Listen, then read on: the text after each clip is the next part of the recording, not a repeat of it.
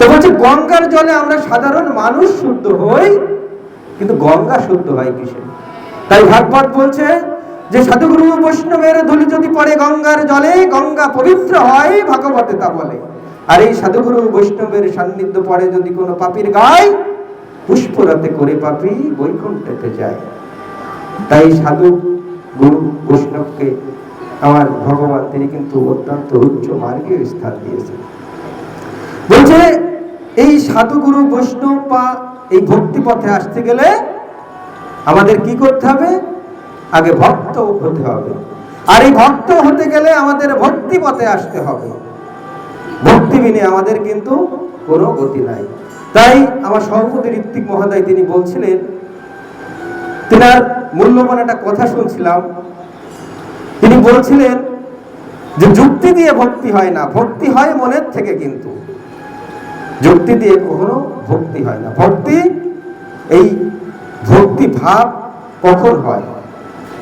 তাই এই ভক্তকে কিন্তু ভগবান তিনি কিন্তু একটা উচ্চ মার্গীয় স্থান দিয়েছে। কি বলছে? বলছে ভক্তই আমার মাতা পিতা, ভক্তই আমার গুরু, ভক্তই আমার নাম রেখেছেন বাঞ্ছা কল্পতরু। তাহলে ভক্ত কি অত সহজ?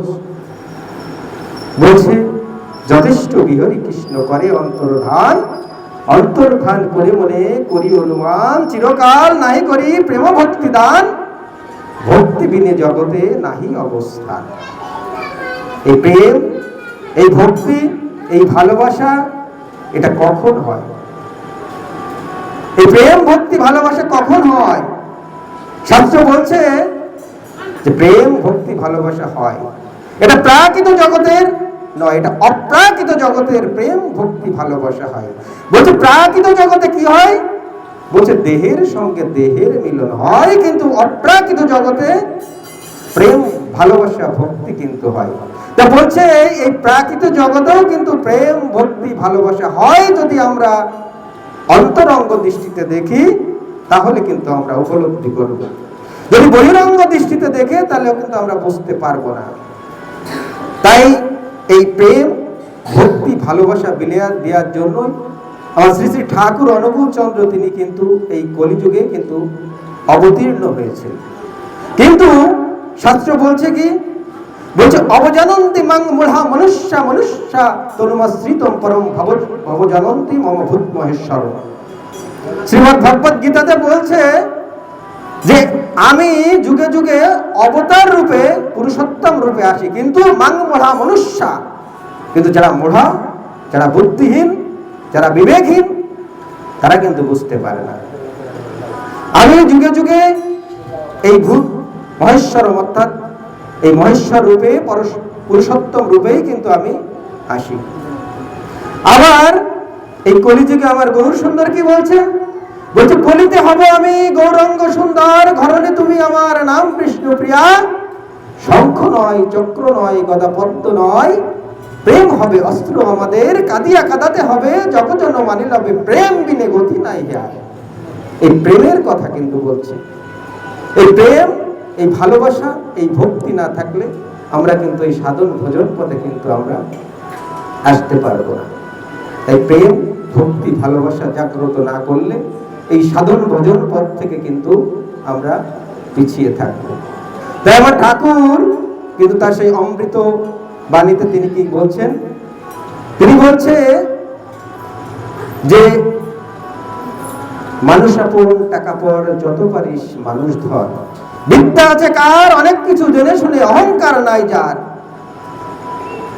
এই অহংকার থাকলে মনে যদি সেই কাম ক্রোধ লোভ লালসা আমি যদি ষড়রিপুকেই নিয়ন্ত্রণ না করতে পারি, তাহলে আমার এই দেহরূপী এই ঘরটা কিন্তু দাঁড়াবে না।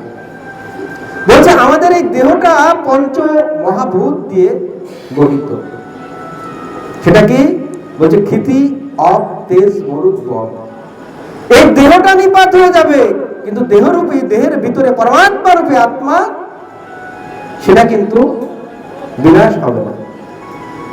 এই দেহ ঘরটাকে স্থাপন করতে গেলে আমার দেহের ভিতরে যে পরমাত্মা রূপী আত্মা বিরাজমান তাকে আগে শোধন করতে হবে, তাকে শুদ্ধ করতে হবে।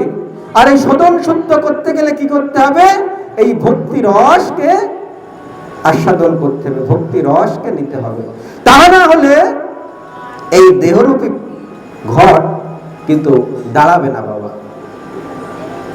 বলছে মনে যদি অহংকার থাকে যে আমি শ্রেষ্ঠ, আমি বক্তা, আমি নায়ক, আমি গায়ক, যদি মনে অহংকার থাকে তাহলে কিন্তু এই দেহরূপী ঘরটা কিন্তু দাঁড়াবে না।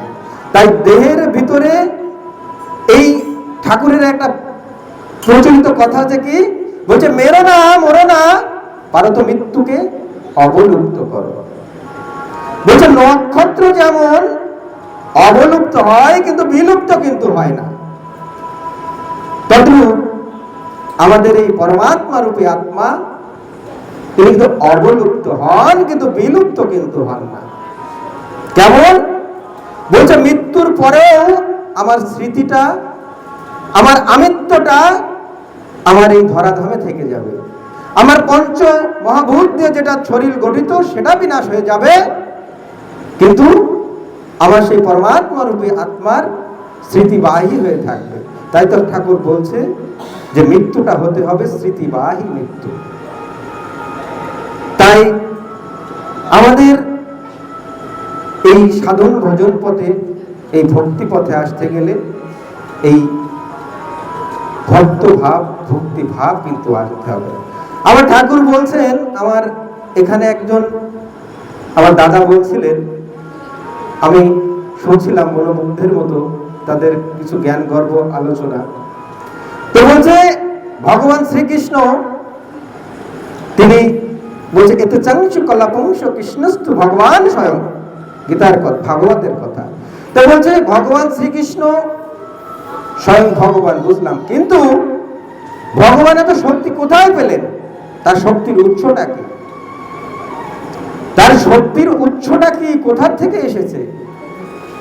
তো আমার সামনে উপবিষ্ট সকল ভক্তিপথের অমৃত পথযাত্রী বলছে কৃষ্ণকে ভজলেই যে শুধু আমি সান্নিধ্য লাভ করব তেমন, কৃষ্ণর সাথে সাথে আমার সেই রাধারানীকে না ভজলে কিন্তু আমি কৃষ্ণ পাবো না। কেমন? বলছে রসগোল্লা তো সবাই খেয়েছেন, রসগোল্লাতে যেমন দুইটা বস্তু থাকে, কি থাকে? বলতে একটা ছানা থাকে আর একটা রস থাকে। ছানাটাকে বলছে, ছানাটা হচ্ছে ধারক, ধারকের কাজটা কি? ধরে রাখা। আর কি থাকে? আর রস থাকে। রসটাকে বলছে ছানাটা হচ্ছে রাধা রানী আর রসটা হচ্ছে কৃষ্ণ। ছানারূপী রাধা রানী, রসরূপী কৃষ্ণকে কিন্তু ধরে রাখে। অর্থাৎ রাধার শক্তিকে কিন্তু আগে না বুঝতে পারলে আমরা কিন্তু এই আধ্যাত্মিকতায় সাধন ভজন পথে কিন্তু আমরা এগোতে পারবো না। তাই রাধাকে না বুঝতে পারলে, রাধাকে না ধরতে পারলে আমরা কিন্তু এগোতে পারবো না। বলছে রাধার ভাবটা কেমন? বলছে এই রাধার ভাবটাকে বুঝতে হলে আমার ভগবান শ্রীকৃষ্ণ তিনিও কিন্তু বুঝতে পারেন, আর আমরা সাধারণ মানুষের রাধার ভাবটা কি করে বুঝবো? বলছে ভাবের মধ্যে ভাব থাকে দুই রকম, একটা হচ্ছে তদীয়তাময়ী ভাব আর একটা হচ্ছে মদীয়তাময়ী ভাব। তদীয়তাময়ী ভাবটা হচ্ছে কি আর মদীয়তাময়ী ভাবটা কি? মো অর্থাৎ আমি, অর্থাৎ আমি তোমার, আর তদীয়তাময়ী হচ্ছে তুমি আমার। তো মদীয়তাময়ী ভাবকে কাদের সাথে তুলনা করা হয়েছে? যেমন ললিতা, বিশাখা, ভদ্রা, এদের সাথে তুলনা করা হয়েছে। অর্থাৎ আমি তোমার, আমি তোমার, কৃষ্ণকে বলছে আমি তোমার, বুঝতে হবে। বলছে আমি তোমার, এর উপরে কি আর কোনো ভাব আছে? আমি জাগতিক জগতের একটা উদাহরণ দিই। ধরুন একটা নায়ক আছে, অনেক রমণী তাকে ভালোবাসে, কেউ তাকে হাত ধরছে, কেউ তার চরণটা ধরছে, বলছে আমি তো তোমার ছাড়া বাঁচবো না। তো বলছে এই ভাবের ভিতরে কার ভাবটা শ্রেষ্ঠ? যে চরণটা ধরেছে না যে হাতটা ধরেছে? তো বলছে দুজনের ভাবই শ্রেষ্ঠ। চরণে জায়গা পায়নি বলে হাতটা ধরেছে, বলছে এর উপরে কি আর কোনো ভাব হয়? তা বলছে ওটা মদীয়তাময়ী ভাব, আমি তোমার। আর বলছে এর থেকেও আরো ঊর্ধ্বগতির ভাব আছে, সেটা হচ্ছে তদীয়তাময়ী ভাব, অর্থাৎ তুমি আমার। একাকী একজন বসে আছে, বলছে যাব না, আমি তার কাছে যাব না। আমার প্রেম ভালোবাসা ভক্তি যদি সঠিক হয়ে থাকে তাকে আমার কাছে আসতে হবে, আমি তার কাছে যাব না। এটাকে বলে প্রেমের ঔদ্ধত্য। কত প্রেম ভালোবাসা ভক্তি না থাকলে কিন্তু এমন ঔদ্ধত্যের কথা বলা যায় না। সেই ভাব ভক্তিটা কার ছিল? সেই ভাব ভক্তিটাই কিন্তু ছিল আমার শ্রীমতী রাধা রানী। যে ভাবকে বলা হয় তদীয়তময়ী ভাব, অর্থাৎ তুমি আমার, আমার প্রেম ভালোবাসা ভক্তির টানে তোমাকে আমার কাছে আসতেই হবে। এই ভালোবাসাটা, এই ভক্তিটা আমার শ্রীমতী রাধা রানী, যেটা কিন্তু আমার ভগবান শ্রীকৃষ্ণ তিনিও কিন্তু বুঝতে পারেন। তাই বুঝতে হবে যে রাধারানীর ভাবকে বলা হয় মধুস্মৃতি, মধুশ্রী ভাব।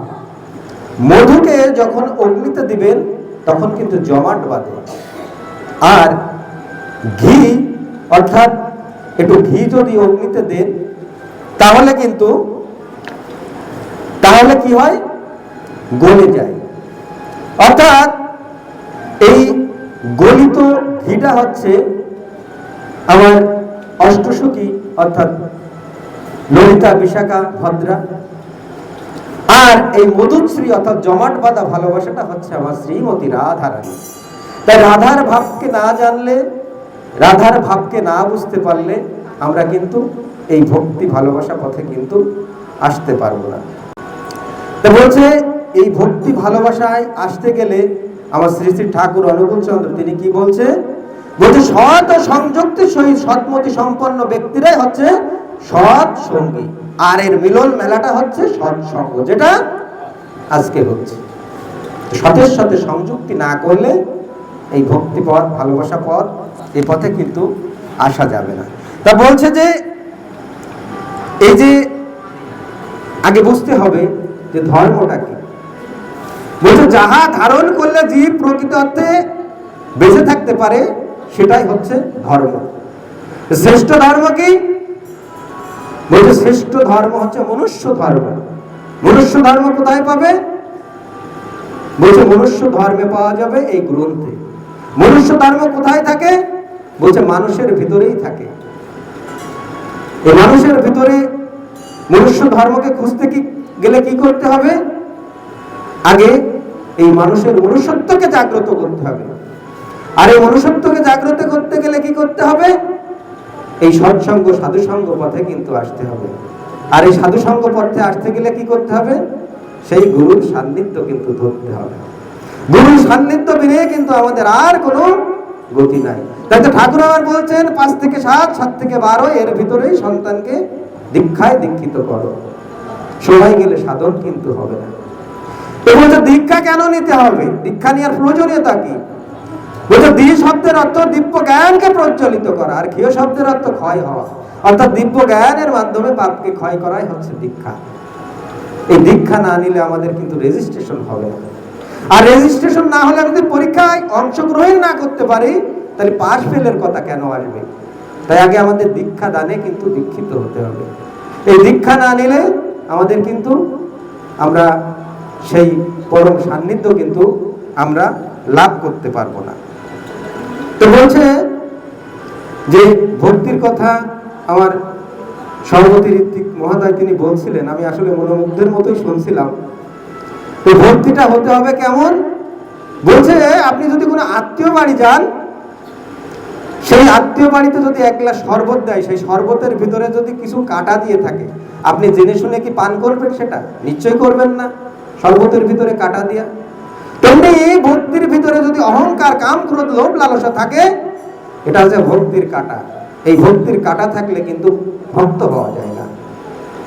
এই ভক্তির কাঁটাকে আগে সরাতে গেলে কি করতে হবে? বলছে বটবৃক্ষের থেকে সহস্র সহস্র ফল কিন্তু মাটিতে পড়ে, কিন্তু একটা ফল থেকেও চারা উৎপন্ন হচ্ছে না। কেন হচ্ছে না? বলছে বটবৃক্ষ থেকে চারা উৎপাদন করার জন্য যে 4টে উপাদান, মাটি আছে, আলো আছে, তাপ আছে, বায়ু আছে, সবই আছে, তবু বটবৃক্ষের নিচে ফলটা পড়লে চারা গাছটা কেন হচ্ছে না? বলছে চারা গাছটা কখন তৈরি হলো বটবৃক্ষের? বলছে পাখিতে যখন খেলো, পাখির লালার ভিতরে ভগবান এমন কিছু সৃষ্টি করে দিয়েছে, সেই বটবৃক্ষের ফল পাখির পাকস্থলীতে যে পরিপাকতন্ত্র হয়ে পাখি যখন নিম্নগামী করলো, তখন কিন্তু চারা গাছটা হলো। তো বলছে শুধু মাটিতে নয়, যদি সেই কার্নিশে বা ছাদের কিনারায় যদি মল ত্যাগ করে, সেখানেও আমরা বটবৃক্ষের চারা দেখতে পাচ্ছি। তা বলছে যে ছাদের কার্নিশে বা ছাদে তাপ আছে, আলো আছে, বায়ু আছে, কিন্তু মাটি তো নেই, তাহলে চারা গাছটা কেমন করে হলো? বলছে চারা গাছটা হওয়ার জন্য যে মাটির যে অভাবটা ওই পাখির লালার ভিতরে আছে, ওই লালাটা মাটির অভাবটার পূরণ কিন্তু করে দিয়েছে। তদ্রূপ এই কলিযুগে ভক্তি নেই তেমন না, প্রত্যেকের ভিতরেই কিন্তু ভক্তি আছে। মানুষ বলেন, অমানুষ বলেন, ভক্ত বলেন, অভক্ত বলেন, সবার ভিতরেই কিন্তু ভক্তিটা আছে। কিন্তু এই পাখির লালায় যে উপাদানটা ছিল, ফলটা যেমন মিশ্রিত হয়ে গাছ উৎপাদন হলো, তেমনি এই কলিযুগে প্রত্যেকের ভিতরেই ভক্তিটা আছে, কিন্তু সেই ভক্তিটা আছে ইনঅ্যাক্টিভ অবস্থায়। সেই ইনঅ্যাক্টিভকে অ্যাক্টিভ করতে গেলে কি করতে হবে? এই সাধুসঙ্গ পথে, সৎসঙ্গ পথে কিন্তু আসতে হবে। এই সাধুসঙ্গ সৎসঙ্গ পথে আসলে সেই ভক্তির বীজটা কিন্তু তৈরি হবে। তাই এই সাধুসঙ্গ পথ, এই সৎসঙ্গ পথ, এটা কিন্তু এক জন্মের নয়। কি বলছে? বলছে কোন ভাগ্যে কোন জীবের শ্রদ্ধা যদি হয়, তবে সেই জীবের সৎসঙ্গ করা। সৎসঙ্গ সৎসঙ্গ সর্বশাস্ত্রে কয়, লাভ মাত্র সৎসঙ্গ সর্বসিদ্ধি হয়। তো বলছে এটাকে এক জন্মে সম্ভব? অনেক সুকৃতির ফলে, অনেক পুণ্যের ফলে আমরা কিন্তু এই সৎসঙ্গ পথে, এই সাধুসঙ্গ পথে কিন্তু আমরা আসতে পেরেছি। এটা কিন্তু এক জন্মের সাধনা নয়। বলছে আমরা যারা এসেছি এখানে, এখন যারা আছি, তারা কিন্তু খাদ্য গ্রহণ করছি। বলছে কি খাদ্য গ্রহণ করছি? এখানে আবার কিসের খাদ্য তৈরি হচ্ছে? খাদ্য তো তৈরি হচ্ছে ওই পাশে। বলছে এখানেও মূল্যবান খাদ্য তৈরি হচ্ছে, সেটা আবার কি? বলছে এখানে দেহের খাদ্য নয়, এখানে পরমাত্মা রূপে আত্মার খাদ্য তৈরি হচ্ছে। পরমাত্মা রূপে আত্মার খাদ্যটা কি? এই যে সাধুসঙ্গ পথ, সৎসঙ্গ পথ, এই ধর্মীয় আলোচনা, এখানে কীর্তন হচ্ছে, এটাই কিন্তু এই পরমাত্মা রূপে আত্মার খাদ্য। আর দেহের খাদ্য কিন্তু ওই যে ওই পাশে তৈরি হচ্ছে। তাই আমাদের ইহ জগৎ নয়, এই পরজগতের জন্য আমাদের পরমাত্মা রূপে আত্মার এই খাবারটা কিন্তু আমাদের সম্পদ হয়ে কিন্তু থাকবে। এই খাদ্যটার কিন্তু আমাদের অত্যন্ত মূল্যবান কিন্তু খাদ্য। তাই এখানে অনেক জ্ঞানী গুণী এবং প্রজ্ঞাবান ব্যক্তি আছে, তাদের রাতুল চরণের নখের যোগ্য যদিও আমি নই। আমি একটু শ্রীমদ্ ভগবত গীতার একটু আলোচনা করে এখানে বিশ্রাম রাখবো। যদিও অনুষ্ঠানটা সম্ভবত 9:45-55 শেষ করতে হবে বলে গেল আমাদের এখানকার যে কর্মরত আছেন। তো আমি শ্রীমদ্ ভগবত গীতার একটু আলোচনা করব। বলছে গীতা, এই গীতা শ্রীমদ্ ভগবত গীতা ভগবান শ্রীকৃষ্ণের মুখনিসৃত বাণী।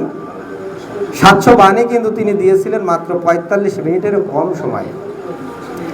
তা বলছে আমার ঠাকুর অনুকূল চন্দ্র যে কথা বলেছেন, যে যোগ আছে, যে কর্মযোগ 18টা অধ্যায়, এই গীতা, এই তার যে গ্রন্থগুলো সত্য অনুসরণ বলেন বা যাই গ্রন্থ বলেন, সব মিলেমিশে কিন্তু একাকার হয়ে আছে।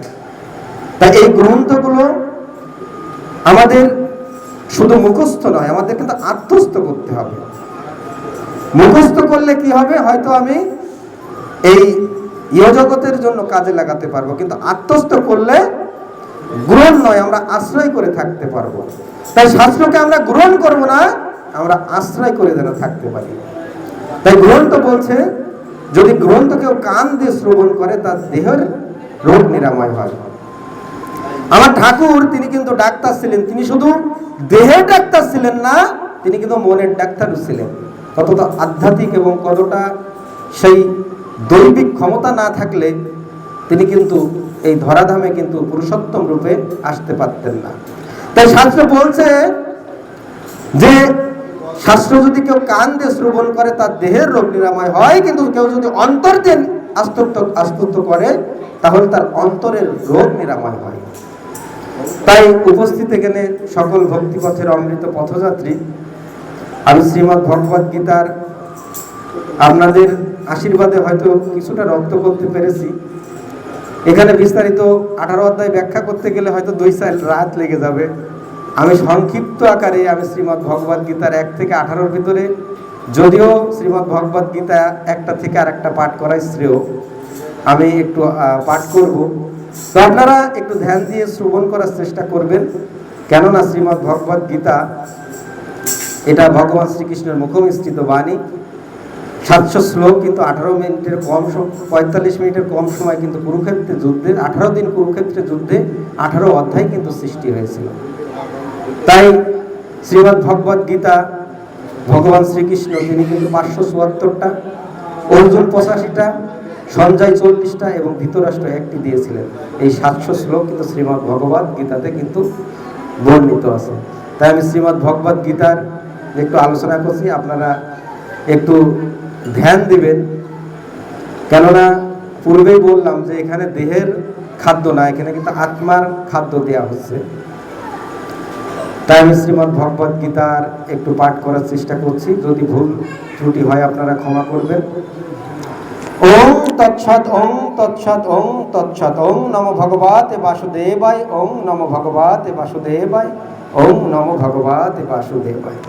ধর্মক্ষেত্রে কুরুক্ষেত্রে সমবেতা যুযুৎসব মামকা পাণ্ডবচ্চৈব কিংকর্তব্য সঞ্জয় ধ্যায়ত বিষয়ং পুংস সঙ্গতে উপজায়ত সংঘাত সঞ্চয়তে কামৎকৃত বিজায়তে ক্রোধাৎ ভবতি সম্মোহ সম্মোহস্তি বিভ্রংসতি বিভ্রনাশ বুদ্ধিনাশ প্রণশ্যতি বাসংচি জীর্ণানি যত বিহাই নবানি গ্রন্থি নরপরানি তত শরীরানি বিহাই জীর্ণানি অন্নানি সংযবি নবানি দেহি নয়নম সদন্তি শস্যনি নয়নম দহতি পবাক নচয়নম ক্লদন্তি অপনা শ্বশুরতমর যদা ইদাহি ধর্মস্য গ্লানি ভবত ভারত অভ্যুত্থানম অধর্মস্য তথা আত্মং সৃজোম্যহম পরিত্রাণাং সাধনাং বিনাশাস্য দুষ্কৃতাং ধর্ম সংস্থাপনার্থ সম্ভাবামি যুগে যুগে অন্তকালে চ মম এবং শরণং মুক্তকালে বরণং চ প্রয়তি সমদ্ভাবং জাতি নাস্তি অত্র সংশয় জম জম ব্যাপী শরণং ভাবং তে যতি অন্তে কালে বরণং তম তময় বয়তি কয়ন্তে সদা তদ্ভবতি এবং বিভৎসতে যোগান প্রকুপান মহব্বয়ন বিভৎসন মনুতে প্রহ মনু ইক্ষা ক্রুতে অঙ্গবি ন তদ ভাষায়তে সূর্য ন শশাঙ্ক ন পবক যদ্গত্রানা নিবর্তন্তে তদ্ধম পরম মম অনিষ্ট ইষ্ট মিশ্রংস ত্রিবিধং কর্মণ্য ফলং ভবতি তেজিনং প্রেত ন তু সন্ন্যাসী ন কচ্চিৎ যে যথা মাং প্রপত্যন্তে তাং তস্থৈব ভজমহং মম বর্তনা বর্তি মনুষ্য পার্থ সর্বস্ব অবজানন্তি মাং মূঢ়া মনুষ্য তনুমাশ্রিতম পরম ভব জানন্তি মম ভূতমহেশ্বরম কর্মণ্য বাধিকারস্তে মা ফলেষু মা কর্ম ফলেত ব্রহ্মাণ সংগস্ত কর্মাণি পত্রং পুষ্পং ফলং ত্বং যমে ভক্তা প্রজ্যোতি তথম ভক্তং প্রহিতম আসমানি প্রজত আত্মন অবজানন্তি মাং মূঢ়া মনুষ্য তনুমাশ্রিতম পরম ভব জানন্তি মম ভূতমহেশ্বরম। ওম নমো ভগবতে বাসুদেবায়, ওম নমো ভগবতে বাসুদেবায়, ওম নমো ভগবতে বাসুদেবায়। ওম গঙ্গা গীতা সাবিত্রী সীতা সত্যপতি প্রথা ব্রহ্মা বলি ব্রহ্মবিদ্যা ত্রিসন্ধ্যা মুক্তি গেহিনী অর্ধমাত্রা চিদানন্দা ভবগ্নি ভ্রান্তি নাশিনী বেদত্রয় পরানন্দা তত্ত্ব জ্ঞান মঞ্জুরি। জয় গীতা, জয় গীতা, জয় গীতা। আমি একটা শ্লোকের একটু ব্যাখ্যা করি। সেটা বলছে যে আমরা এই যে ধরাধামে এসেছি, বলছে এই যে আমরা এখান থেকে কি সঞ্চয় করে নিয়ে যাব। এই ধরাধামে তো এসেছি, আমাদের সম্পদটা কি? বলছে সম্পদটা আমরা এসেছি কিছু তো আমাদের সঞ্চয় করে নিয়ে যেতে হবে। এই সঞ্চয়টা নিতে গেলে আমাদের যে ঠাকুর অনুকূল চন্দ্র যেই বাণীগুলো দিয়েছেন, অমৃত কথা বাণী, সেই বাণীগুলো শুধু মুখস্থ করলে বা পড়ে গেলে হবে না, তার বিধিগুলো আমাদের হয়তো 16 আনা পারবো না, পালন করলে সেইটাই হচ্ছে আমাদের সম্পদ।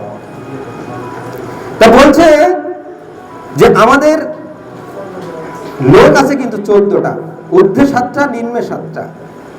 ঊর্ধ্বে 7টা কি বলছে? ভূলোক, ভূবলোক, স্বর্গলোক, জনলোক, তপলোক, মহালোক, সবার উপরে আছে 70 লোক।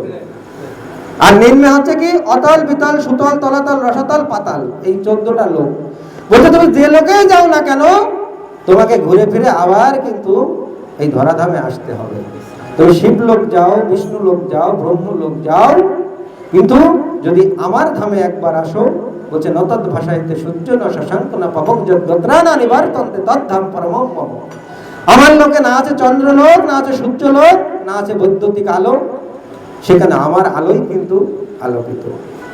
তাই এখানে ভক্তিমতী বা এই অমৃত পথযাত্রী আপনাদের আবারও সেই ভগবানের কৃপা হয়তো হয়েছে যে আপনাদের মতো অমৃত পথযাত্রীর সামনে এসে আমার দুইটি কথা বলার।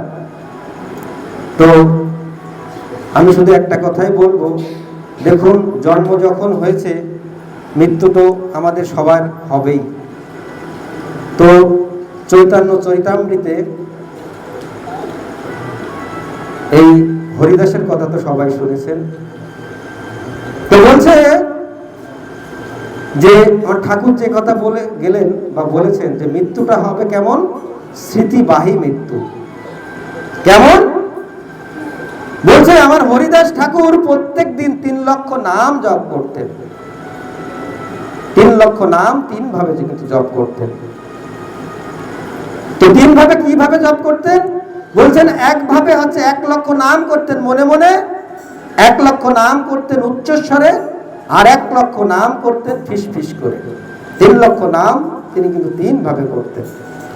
তিনি যে ফিস ফিস করে যে নামটা করতেন তাকে বলা হয় উপাংশু জপ, আর মনে মনে যে জপটা করতেন তাকে বলা হয় মানসিক জপ, আর উচ্চস্বরে যেটা সেটা কিন্তু বাচিক জপ বলা হয়। তাই সব জায়গায় সব জপ কিন্তু খাটে না। আমার সর্বতি ঋত্বিক মহোদয় আমার এখানকার দাদা প্রশ্ন করছিলেন, কিন্তু তিনি কিন্তু উত্তরটা জানেন। কেন বললেন না? কেননা সব কথা, সব তত্ত্ব, সব প্রশ্নের উত্তর কিন্তু সব জায়গায় দেয়া যায় না। কিছু কিছু তত্ত্ব, কিছু কিছু তত্ত্বর ভিতরে ভুল থাকতে পারে, কিন্তু তথ্যর ভিতরে ভুল থাকতে পারে, তত্ত্বর ভিতরে ভুল থাকতে পারে না। আপনি আমাকে তথ্য একটা দিতে পারেন যে অমুকের ছেলের নামেই হতেও পারে, তত্ত্বটা কি? ইউনিভার্সাল ট্রুথ, তার ভিতরে কোনো মিথ্যা থাকবে না। তাই আমার হরিদাস ঠাকুর জীবনে কিন্তু কখনো আমার গৌর সুন্দরের কাছে কখনো কিন্তু কিচ্ছু চাইনি। তিনি তো সেই ভগবানের আধ্যাত্মিক, তার ভিতরে চিন্তন শক্তি ছিল। হরিদাস ঠাকুর যখন বুঝতে পারলেন যে গৌর সুন্দর আমার থেকে আগে দেহ রাখবে, তখন হরিদাস ঠাকুর তিনি কিন্তু গৌর সুন্দরের কাছে জীবনে একটা জিনিস চেয়েছিলেন। বলছে, হে প্রভু, তোমার আগে যেন আমি দেহটা রাখতে পারি, তোমার আগে আমার দেহটা যেন রাখতে পারি।